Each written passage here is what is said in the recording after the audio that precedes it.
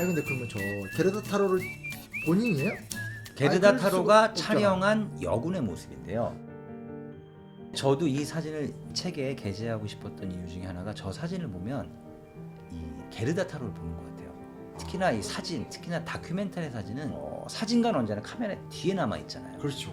대상을 통해서 나를 표현하는 게 다큐멘터리 사진이거든요. 그렇죠. 저는 이 사진을 볼 때마다 게르다 타로가 자신의 모습을 투영하지 않았을까. 왜냐하면 바지를 입고 있잖아요. 맞아. 여성들이 처음으로 바지를 입고 전쟁에 나섰던 게 스페인 내전입니다. 중요한 사건이네. 예, 진짜 충격을 엄청난 받았겠네. 충격을 준 거죠. 그런데 문제는 이 사진이 조작되었다는. 조작? 이 사진은 로버트 카파에게 세계적인 사진가로서의 명성을 안겨다 주기도 했지만 지금까지도 로버트 카파는 거짓말쟁이야. 뭐가 조작돼? 그런 의심이 드는 게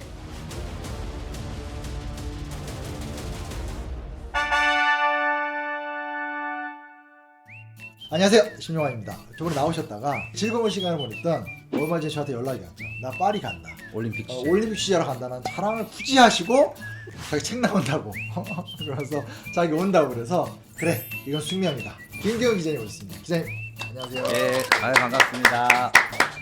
아니 근데 일단 티켓도 나오나요? 비행기 티켓. 아, 그건 회사에서 출장이니까 나오죠. 당연히. 밥은? 밥은 저희 출장비 받아서 먹는 아 거예요. 예. 특식은?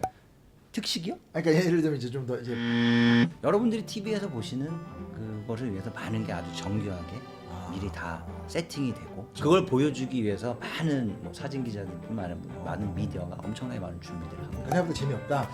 아니, 그건 아닙니다. 여러 스포츠 경기 다니면 느낀 건 스포츠는 집에서 TV로 보는 게 제일 좋다.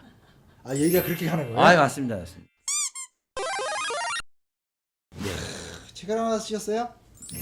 아유, 감사합니다. 이거 유명한 시리즈잖아요. 클래식 클라우드. 네. 이제 아르테 출판사에서 세계 유명한 문화예술인들을 그렇죠. 그 분야의 전문가를 뽑아서 여행을 직접 갔다 오게 한다면 내는 책. 그렇죠. 오 이게 좀 생각보다 두꺼워요. 아, 예, 아무래도 할 얘기가 많았습니다. 워낙 드라마틱한 인생이고 제가 워낙 좋아했고 로버트 카파 때문에 사진 기자가 된 거니까요. 카파에 관한 5가지 키워드. 첫 번째. 일단 로버트 카파는 가공의 인물이다. 라는 시작부터 들으면 잠깐 뒤통수 땡기는. 예, 만들어진 이름이에요. 그리고 만들어진 인물상입니다. 앙드레 프리드만이라는 아이가 1913년도에 헝가리 부다페스트에서 유태인 부부에게서 태어납니다. 그리고 또 하나 제가 퀴즈를 하나 내볼게요. 못 맞힐 것 같은데. 박혁거세와 앙드레 프리드만이 공통점이 있습니다. 아래에서 태어났어요? 맞아요.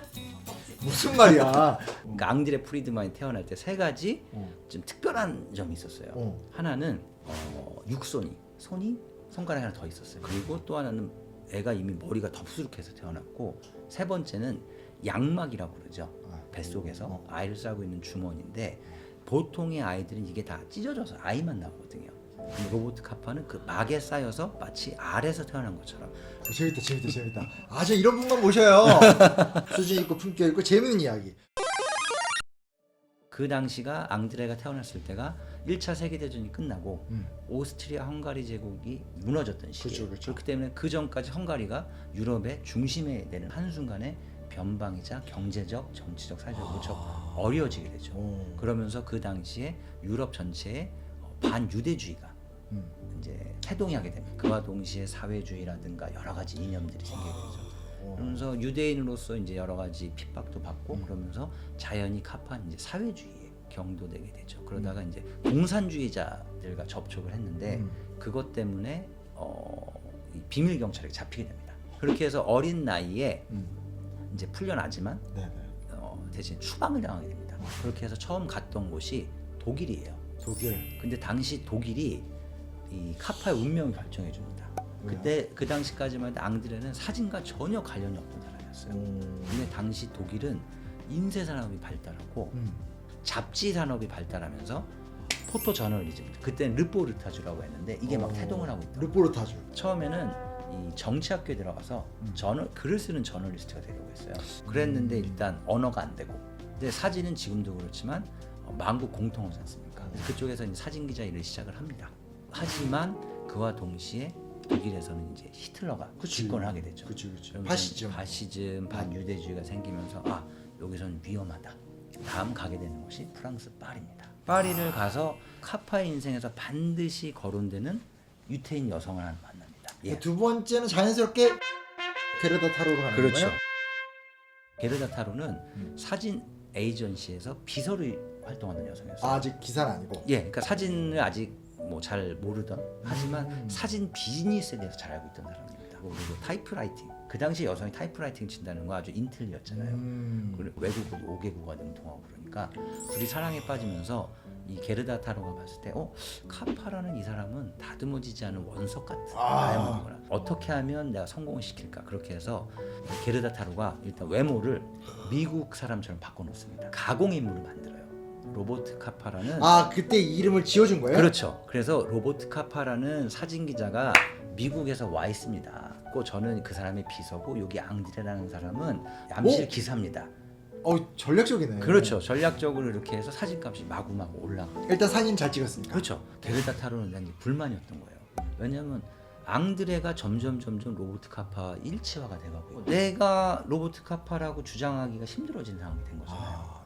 그 둘에게 스페인 내전이 발발합니다. 근데 당시에 이제 게르다 타로도 공산주의 활동을 했던 경험이 있었기 때문에 기본적으로 좀 좌파 계열이군요. 좌파 계열이었습니다. 그래서 둘이 당시에 프랑스에서 활동하던 자신들의 사진을 주로 게재하던 잡지들도 주로 좌파 계열 잡지들이었어요. 그렇게 되니까 스페인 내전이 벌어졌을 때 좌파 쪽 잡지의 의뢰를 받아서 취재를 가게 된 겁니다.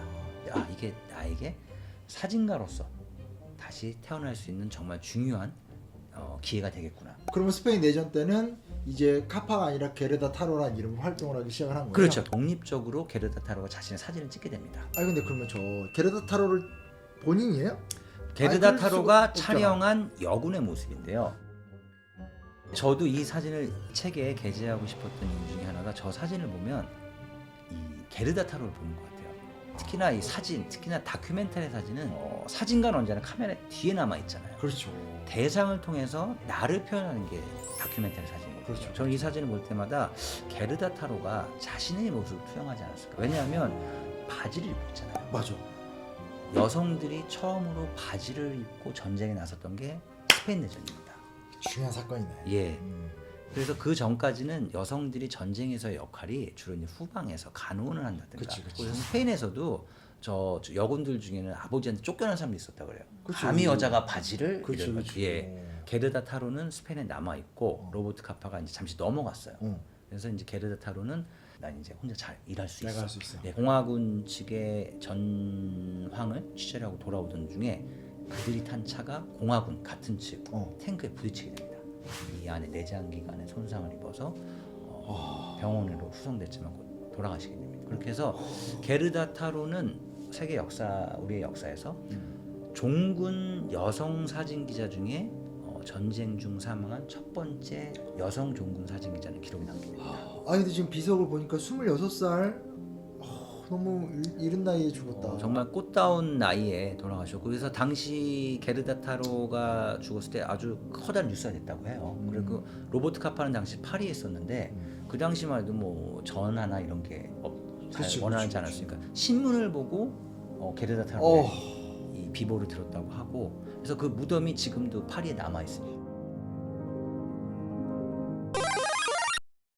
이 자연스럽게 키워드가 이제 세 번째로 넘어가야 되는데, 그렇죠. 어느 공화파 병사의 죽음, 요거잖아, 요거. 그렇죠. 근데 저 카파가 찍은 저 공화파 병사의 죽음, 예. 말이 많다면서요? 예, 그렇죠. 그 당시에는 전쟁에서 저런 긴박감 넘치는 현장감 있는 사진이 거의 없었습니다. 그러니까 그 당시에까지만 전쟁 사진이라고 하면 전쟁이 다 끝난 뒤에 그 전쟁터의 모습이라든가 아니면 후방의 모습이었는데, 총을 맞고 쓰러지는 병사, 그런데 그게 잡지에 실려서 전쟁이 벌어지지 않는 중산층의 어느 안락한 가족에서 잡지를 보면서 전쟁에서 이런 모습이 벌어지고 있다고? 이거 진짜 충격을 받았겠네. 엄청난 충격을 준 거죠. 그런데 문제는 이 사진이 조작되었다는. 조작? 이 사진은 로버트 카파에게 세계적인 사진가로서의 명성을 안겨다 주기도 했지만 지금까지도 로버트 카파는 거짓말쟁이야. 뭐가 조작돼? 그런 의심이 드는 게, 저 당시 사진이 처음 실렸던 프랑스의 잡지를 뷰라는 잡지를 보면 또 다른 병사가 저렇게 비슷한 이게 총을 맞아 죽는 장면이 또 한 장에 실려 있어요. 같은 진짜? 영화가 아니라. 그래서 보는 사람들이 아니 말이 돼?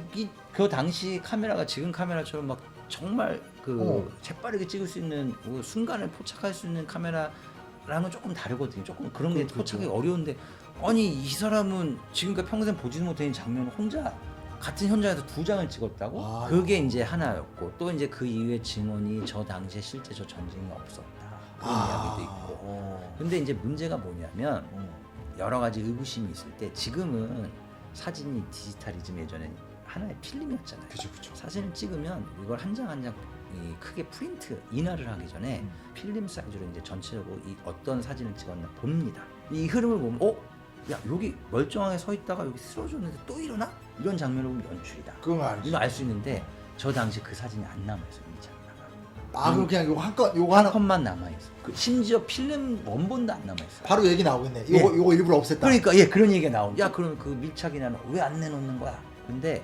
밀착인화를 내놓지 못하는 거는 그 당시에는요 아직까지 사진의 어떤 기록성에 대한 이런 개념도 좀 없고 아카이빙 뭐 이런 예, 게. 그래서 사진을 이제 사진 기자가 취재를 해서 보내면 현상인화를 하잖아요. 그러면 필름에서 하고 잡지사에서 쓰고 다 버렸대요. 당시에 그 카파가 찍었던 사진은 사라져 있고 그래서 지금 우리가 보는 사진은 그 사진을 프린트해놨던 그 사진을 다 복제했던 진짜요? 예. 그럼 어떻게? 나 근데 어렸을 때 너무 충격받은 건데 이거 어떻게 좀 어떻게 반론 좀 해주세요. 반론 없어요? 반론 여러 가지가 있는데 네. 저 보면 한쪽 손엔 총을 쥐고 있잖아요. 한쪽은 손이 맨손인데 손이 약간 이렇게 구부러져 있어요. 그래서 이게 어떤 사람들은 저게 뭐 미끄러지는 걸 찍은 거다 우연히. 이렇게. 예, 어떤 사람은 저게 연출시킨 거다 하는데 그 법의학자의 말은 뭐냐면 인간은 본능적으로 넘어질 때 손가락을 피게 된다는 거예요. 왜냐하면 자기를 몸 지탱을 해야 되니까. 그건 뭐 맞아. 쓰러지면서도 저렇게 하는 건 엄청나게 고도로 훈련된 사람이 의도적으로 하지 않으면 불가능하다. 그래서 저걸 봤을 때 저 사람은 이미 목숨이 잃은 상태이다. 또 반대론 쪽에 제가 가장 믿고 싶은 이야기는 어느 로버트 카파의 친구가 남긴 이야기를 보면 자기가 막 추궁을 했대요.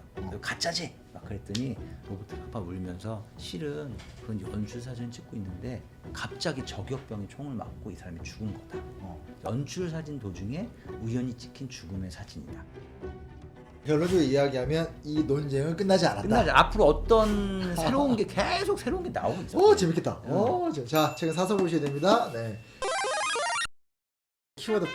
예. 노르망디 상륙작전 가야 되지 않겠습니까? 그렇죠. 흐트러진데 병사들이 막 물 위에서 그렇죠, 기어 그렇죠. 들어가는. 어떻게 된 건가요? 2차 세계대전이 이제 미군이 참전하면서 전세가 역전되기 시작하는데 이제 프랑스를 다시 뺏어야 되는 거예요. 독일군도 예측을 하고 있었습니다. 쳐들어온다면 노르망디를 올 것이다. 그 당시에 이제 로버트 카파 영국에 머물고 있었는데 로버트 카파를 은밀하게 컨택을 한 거여서 당신이 우리가 정말 극비 상륙작전을 하고 있는데 당신 마음대로 선택을 해라. 하나는 우리랑 같이 있다가 상륙작전에 성공을 하면 장군들이랑 같이 가서 처음으로 딱 배를 타고 내리는 장면을 최악이다. 최악이다. 최악. 그리고 또 하나는 일진과 함께 가라. 그런데 그거 진짜 위험한 거다. 그렇게 해서 로버트 카파가 나는 그럼 제 일진과 가겠다. 그렇게 해서 경랑 속에서 군인들이 이렇게 물 속에 뛰어들고 물을 건너서 헤쳐나가고 이게 다 그건데 이렇게 해서 로버트 카파가 겨우겨우 사진을 찍습니다. 같이 가서. 네, 같이 가서 이제 손이 막 얼었다 그래요. 그 추운 바닷물에 거야. 피에 젖은 물이 막 자기 바닷물이 자기 앞에 있고 그래서 수십 분을 거기서 촬영을 하고 돌아옵니다. 돌아오는 배 탔는데 졸도했대요.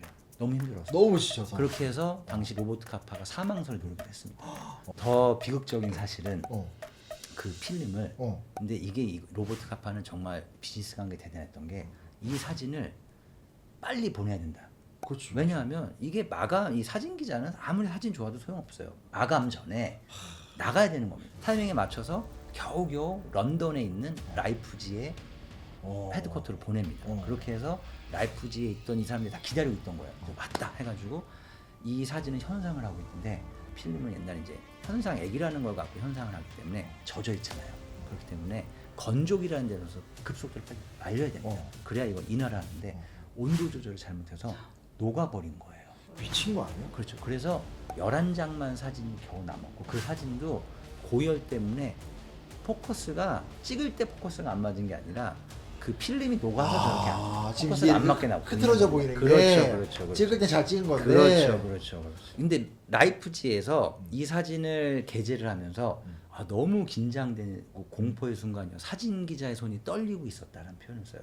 맞아. 카파는 이제 기분이 나빴지만 거짓말했구나. 여기에 또 이제 사람들이 보고 더 긴박감, 그렇지, 현장감을 느끼게 된 거다. 근데 로버트 카파가 대단하다. 그 당시에 한 번 저런 취재를 가면 이 노동자들의 거의 뭐 몇 달치 아유, 그렇죠. 월급을 받을 정도였는데 그거를 하룻밤 도박에다 탕진했다는 거예요. 전쟁터에서 언제나 자신의 목숨을 걸어요. 도박하려고? 아니요, 취재를 위해서. 도박비 갚으려고? 아니 그건 아니에요. 알겠어. 인생을 취재를 도박처럼 했던 거예요. 뭐 아니면 도박. 그러니까 워낙 좀- 극소수 출신의 아무런 이게 없는 사람인데 전쟁터에서 뭔가를 해서 계속 위로만 올라가야 되는. 또 하나는 제가 보기에는 저도 취재를 하면서 이제 몸 안에 갑자기 막 위험한 취재 현장에서도 막 이 아드레날린이 올라오는 걸 느낄 때가 있거든요. 근데 지나고 나서 보면 내가 그런데 어떻게 있어져? 저는 그 현장에서는 막 아드레날린이 샘솟기 때문에 저는 이 책을 쓰면서 저는 로버트 카파의 그런 심정이 좀 이해가 갑니다. 마지막 키워드입니다. 네. 원리 어답터? 그래서 뭐 신형 카메라를 계속 산 거예요? 일단 첫 번째는 당시에 사진 기자들이 다 이렇게 커다란 박스형의 이런 걸 들고 정지돼 있는 장면을 주로 촬영할 때 로버트 카파는 라이카에서 나온 새로운 신제품이 이걸 쓰면 내가 맘대로 움직이면서 찍을 수 있구나 이런 게 나왔고, 그리고 로버트 카파가 저는 지금 세상에 태어났으면 사진 기자가 안 됐을 것 같아요. 지금은 그러면 유튜버가 됐을까? 유튜버가 됐었을 것 같아요. 전쟁의 막바지 공수부대랑 같이 낙하산을 타고 뛰어내려요. 지금 같으면 아마 로버트 카파는 고프로를 달고 뛰어내렸을 것 같아요. 그럼 그때 뭘 그 라이카 카메라를 들고 라이카랑 컨텍스 두 개를 했으니까 이거를 집어넣고 이 공수부대랑 같이 뛰어내니까 현장감. 그리고 많은 분들이 로버트 카파를 전쟁 사진가로만 알고 있는데 로버트 카파가 전쟁 이후에는 패션 사진가로 변신합니다. 예. 이거 카파가 찍은 로버트 거예요? 카파가 촬영한 패션 사진들이에요. 그래서 진짜? 2차 세계대전이 끝날 무렵에 잉그리드 버그만이 유명공연 나왔을 때 거기서 만납니다. 거기서 이제 연인이 되는데 보고 싶으니까 잉그리드 버그만 미국에 와서 같이 살자. 로버트 카파는 원래 영화 산업에 관심이 많았으니 헐리우드를 간 거예요. 그래서 거기 와서 영화 산업도 하고 계속 새로운 소재를 도전. 야, 근데 어찌됐건 듣다 보니까 진짜 재밌다. 야, 근데 얘기를 듣다 보면 말년이 좋지는 않았을 것 같아요. 솔직히. 그렇죠. 예. 그 이야기를 하려면 로버트 카파의 그 트라우마에 대해서 얘기를 해야 될 것 같아요. 트라우마? 예. 저도 이제 로버트 카파를 되게 존경하고 좋아했는데 이 글을 쓰면서 알게 된 게 그 스스로가 전쟁 사진가로 명성을 얻었고 많은 부를 그리고 많은 훌륭한 인간관계를 만들고 전설을 남겼지만 전쟁으로 인해서 파괴된 그 트라우마를 온몸으로 보여준 그런 사람이었습니다. 그래서 로버트 카파는 전쟁이 끝난 이후에 자기의 그 명함에 실업자가 된 전쟁 사진가라는 걸 자기의 명함에 직업으로 나올 정도로 전쟁은 난 더 이상 전쟁 취재 안 할 거야. 그래서 2차 세계대전 끝나고 한국 전쟁이 터졌을 때 안 옵니다. 전쟁이 아닌 새로운 걸 도전했어요. 그런데 문제는 술과 도박에서 벗어나지 못했고 오전에 카파, 오후에 카파가 너무 달랐대요. 아침에 일어나면 트라우마로 인해서 사람이 되게 무뚝뚝하고 그랬던 사람이 정서적 문제가 예, 있어서 먼저 술 먹기 시작을 해서 어느 정도 발동이 걸려야 본래 유쾌하고 활발한 그 사나이로 돌아왔던 거죠. 야, 그건 슬프다. 그러니까 어떻게 보면 이제 스페인 내전에서 사진가로 성장하고 또 2차 세계대전을 온몸으로 체험하는 가운데 본인이 많이 몸이 그렇죠. 뭔가 마음이 이 전쟁의 상하는 트라우마를 거구나. 겪게 되면서 슬럼프를 겪게 되는 거죠. 그러던 중에 1954년도에 일본에서 초청을 받게 됩니다. 마이니치 신문사라는 곳이 뒤늦게 사진 잡지를 창간하면서 우리가 좀 세계적인 이벤트를 해야 되겠다. 그 로버트 카파를 초청을 해옵니다. 일본에 와 있는 사이에 활기도 찾게 되고 너무 좋다 이렇게 있는데 라이프지에서 그때는 아직 인도 차이나 전쟁이었습니다. 그거를 라이프지에서 취재를 하고 있었는데 그 촬영을 하던 사진 기자가 휴가를 가야 되니까 대타로 가줘라.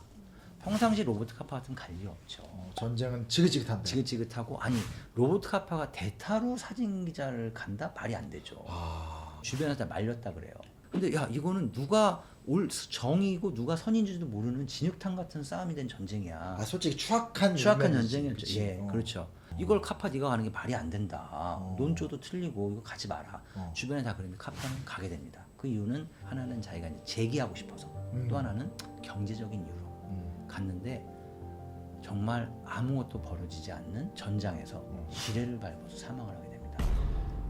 전혀 황당하게 그렇죠. 돌아가셨네. 그래서 당시 현장에 있던 그 취재 기자들이 카파가 난 좀 걸어보다 올게 하고 좀 걸어갔다 그래요. 얼마 뒤에 갑자기 빵 하는 커다란 폭발음이 나서 있는데 군인이 와서 함께 있던 사진 기자가 죽었다고 했는데 다들 그 죽음을 못 믿는 게 카파가 당시 손에 쥐고 있던 카메라 2대 중에 한 대가 폭발음과 함께 날아갑니다. 그래서 제가 이 사진은 그 일본에서 제가 그 전시회 때 봤던 그 당시에 사용했던 그 로버트 카파 손에 쥐고 있다 날아간 니콘 카메라인데 앞에 보면 앞에 렌즈가 박살이 나 있잖아요. 그러네. 그 폭발에 그 충격 날아갔던 겁니다. 그래서 지금 보시는 사진이 로버트 카파가 마지막으로 남긴 사진입니다. 카파가 이 어머니가 이 미국으로 유해가 와서 이제 거기서 울고 계시는 모습인데 로버트 카파가 죽었을 때 미국 측에서 우리 국립묘지 안장을 시키자 그랬더니 우리 어머니가 반대를 하셨어요. 내 아들은 군인이 아니기 때문에 거기 가지 않을 것이다. 그렇게 해서 뉴욕에 있는 퀘이커 교도의 무덤에 묻혀 있습니다. 지금 안장되어 있는 가장 큰 이유는 퀘이커 교도는 평화를 사랑하는 종교잖아요. 그렇죠. 그렇기 때문에 로버트 카파에 가장 어울리는 것은 유대인이지만 가장 평화를 사랑했다. 역설적으로 전쟁 사진가였지만 평화를 원했던 사진기자였기 때문에 퀘이커 교도의 무덤에 안장되는 게 맞다고 해서 저 퀘이커 교도의 무덤에 지금 안장되어 있습니다. 야, 근데 오늘 얘기 들으니까 얘 책으로 읽을만 하네. 이런 말은 정말 죄송한 얘기지만 진짜 좀 거친 말로는 스타가 갖춰야 될 모든 희비극이 한 사람 인생에 다 있어. 아 그렇습니다. 그러니까 사진만 잘 찍는 게 아니라 인생 자체가 무슨 영화네. 그렇죠, 그렇죠. 여기 안에 보면 사진도 많이 들어가 있고 이게 이제 카파가 찍은 사진도 있고 그와 관련돼서 또 이제 기자님이 찍은 사진도 예. 이렇게 있어서 약간 그 시대의 사진 기술과 요즘의 어떤 사진의 이미지를 좀 대조해서 볼 수 있는 재미도 있고 기자님 본인이 로이터 통신에서 세계를 돌아다니면서 사진을 찍으면서 직업의 원조였었던 카파를 찾아가면서 사진 저널리스트의 삶이 무엇일까 가장 가슴 아픈 곳을 찍지만 우리가 사진을 찍는 이유는 어떤 평화나 가치를 지향한다. 그렇죠. 뭐 이런 거 아닙니까? 그렇죠? 맞습니다. 네, 예. 그런 삶을 살고 계시고 이번에 또 그런 책도 쓰셨습니다. 그리고 우리 현재 사는 신명원에 최초 출연하셔서 이 얘기를 하게 돼서 너무 영광스럽습니다. 오늘 너무 이렇게 네, 오늘 감사합니다.